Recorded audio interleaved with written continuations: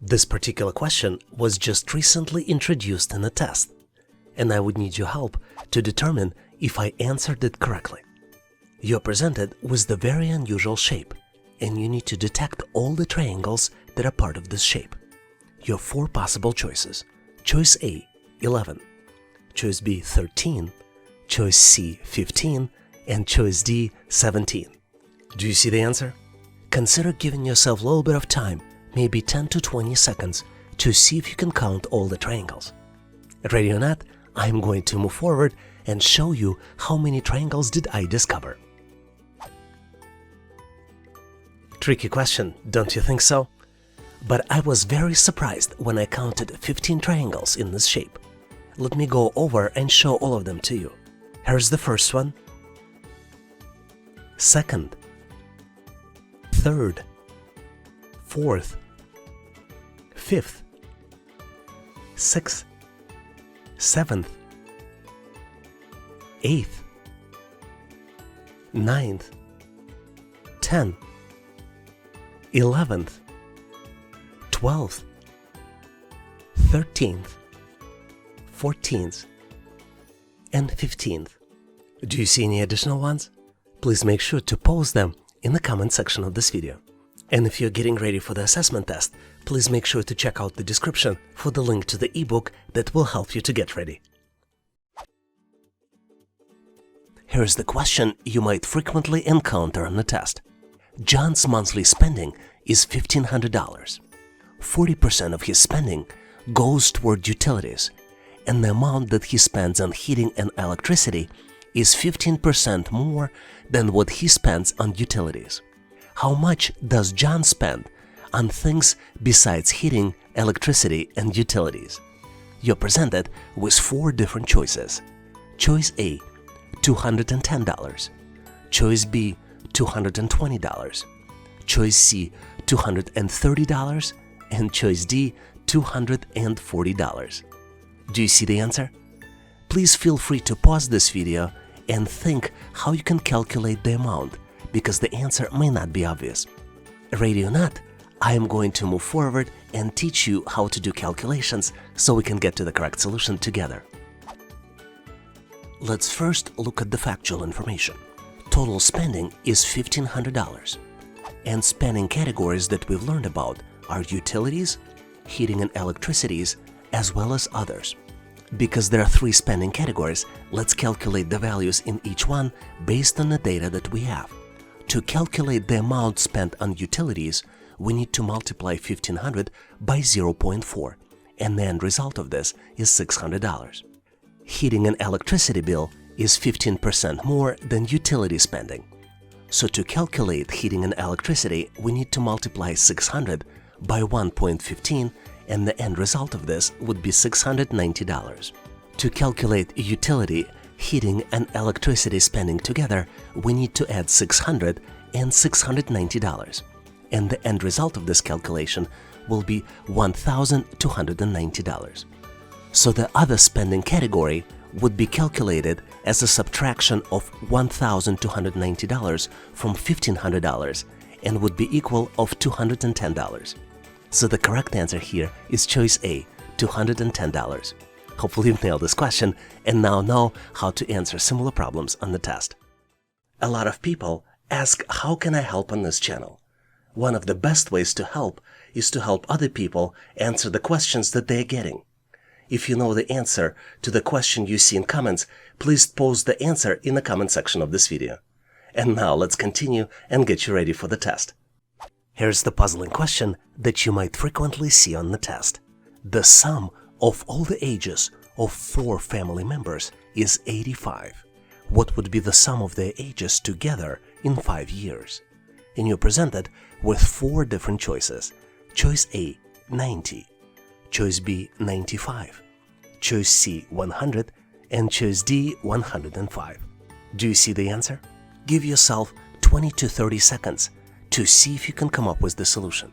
Ready or not, I'm moving forward to get to the correct solution together. What's interesting about this problem is that it is simpler than you think. So the key here is not to overthink the problem. There are 4 family members. and sum of their ages is 85. And in 5 years, each family member will be 5 years older.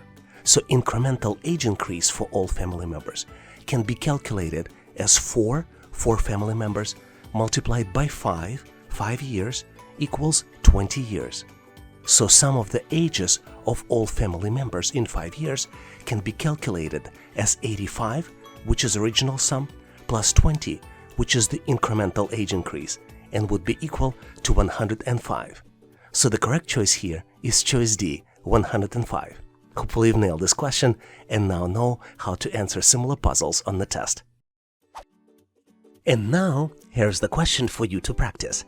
You're presented with triangle, which is broken down into 3 equal horizontal parts. On the left side of the triangle, you see numbers 8, 4, and 3 if you go from the bottom to the top. And on the right side of the triangles, you see numbers 2, 6, and 1 number is missing. You need to select missing number from 4 different choices. Choice A, 6, choice B, 10, choice C, 7, and choice D, 2. Give yourself a little bit of time to see if you can come up with the solution.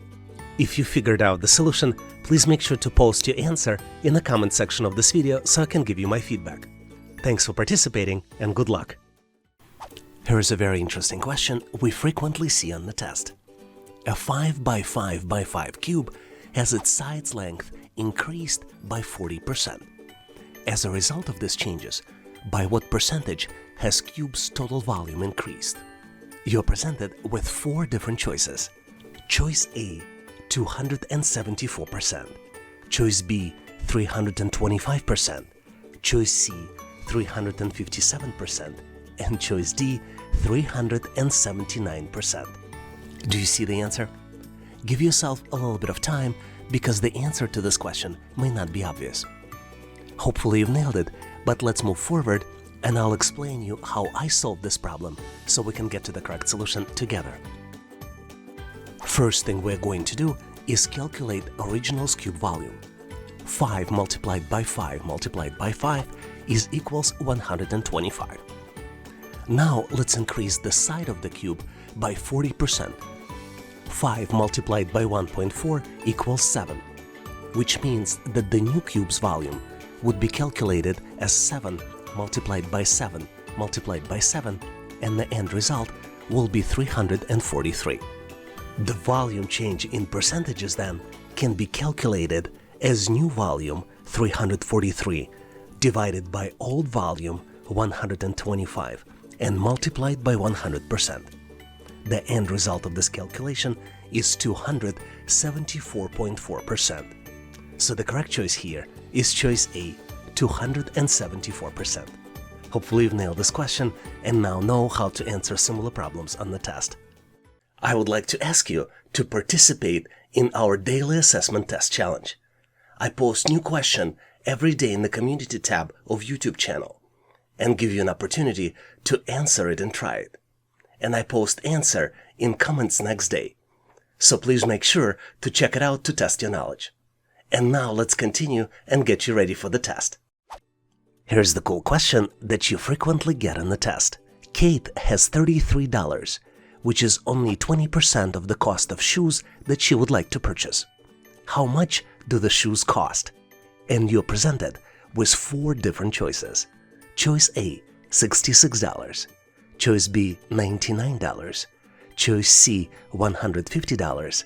And choice D, $165. Can you calculate the answer? Give yourself 10 to 15 seconds, maybe 20 to 30 seconds, depending how well you are with math and percentages. Ready or not, let's go ahead and get to the correct solution together. The answer to this problem is very simple. $33 is 20% or 1/5 of the shoe's price. So the total cost of the shoes would be 33 multiplied by 5, which would be equal $165. So the correct answer here is choice D, $165. Here's an interesting question you might easily get on the test. John's monthly spending is $1,500. 40% of his spending goes toward utilities, and the amount that he spends on heating and electricity is 15% more than what he spends on utilities. How much does John spend on things besides heating, electricity, and utilities? You're presented with 4 different choices. Choice A, $210. Choice B, $220. Choice C, $230. And choice D, $240. Do you see the answer? Give yourself a little bit of time to see if you can calculate the solution. The correct answer here is choice A, $210. Do you know how to get to this answer? If you figured it out, please make sure to post your answer in the comment section of this video. Thanks for participating and good luck! Here's a very interesting question you frequently see on the test. You're presented with 3 triangles. Each of the corners of each triangle has numbers. For example, first triangle has number 18 on the top, numbers 4 and 2 at the bottom, and number 3 in the middle. Second triangle has numbers 56, 6 and 1, and number 8 in the middle. Third triangle has number 104 on the top, number 8 in the middle, number 5 in the bottom left corner, and 1 missing number in the bottom right corner. You need to calculate the missing number. You have 4 different choices. Choice A, 9, choice B, 10, choice C, 11, and choice D, 12. Do you see the answer? Give yourself a little bit of time to make sure you can come up with the solution. Ready or not, I am going to move forward so we can solve this problem together. As usual, my advice to you, always look for patterns. And in this particular problem, the pattern is that the top number divided by the sum of the bottom 2 numbers is equal the middle number. Let's look at the example. For example, 18 divided in parentheses 4 plus 2 would be an equivalent of 18 divided by 6 and would result in 3. 56 divided by the sum of 6 and 1 would be an equivalent of 56 divided by 7 and would equal 8. Which means that we can build a formula. And our formula will have 104 on the left divided the value in parentheses 3 plus question mark would be equal to 8. Which means that the question mark would be equal 104 divided by 8 minus 3, which would be an equivalent of 13 minus 3, which would be equal to 10. So the question mark equals to 10, and the correct answer is choice B, 10. Hopefully you've nailed this question and now know how to answer similar problems on the test. Here's the practice question for you. Kiara walks at the constant speed of 5 miles per hour. Olivia starts walking at the same time as Kiara, but starts 4 miles behind her and walks at the constant speed of 8 miles per hour. How long will it take Kiara to catch up with Olivia? And you have 4 different choices. Choice A, 50 minutes. Choice B, 60 minutes. Choice C, 70 minutes. And then choice D, 18 minutes. Please give yourself a little bit of time to see if you can come up with the solution. The answer to this problem is not obvious. But if you came up with the solution, please make sure to post it in the comment section of this video so I can give you my feedback. Thanks for participating and good luck! Here's a cool question which you frequently see on the test. You're presented with 2 cubes. One cube has side length equal 1 unit, and second cube is a larger cube and it has side length equals 3 units. So the question is, how many small cubes can fit into the large cube? And you have 4 different choices. Choice A, 9, choice B, 18, choice C, 27, and choice D, 81. Do you know the answer?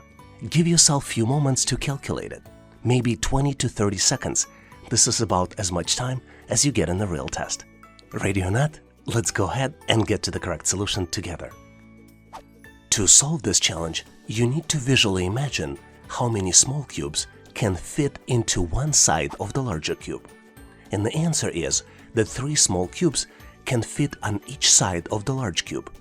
And since cube is 3-dimensional, the number of small cubes that can fit into the large cube can be calculated using the formula 3 multiplied by 3 multiplied by 3, which is equal 3 cube. That's where the word cube might be coming from, which equals 27. Since cube is 3-dimensional, the number of small cubes that can fit into the large cube can be calculated using the formula 3 multiplied by 3 multiplied by 3 equals 3 cubed equals 27. So the correct choice here is choice C, 27. Hopefully you've nailed this question and now know how to answer similar problems on the test. Thanks for watching. If you liked the content, please give us a like and consider subscribing.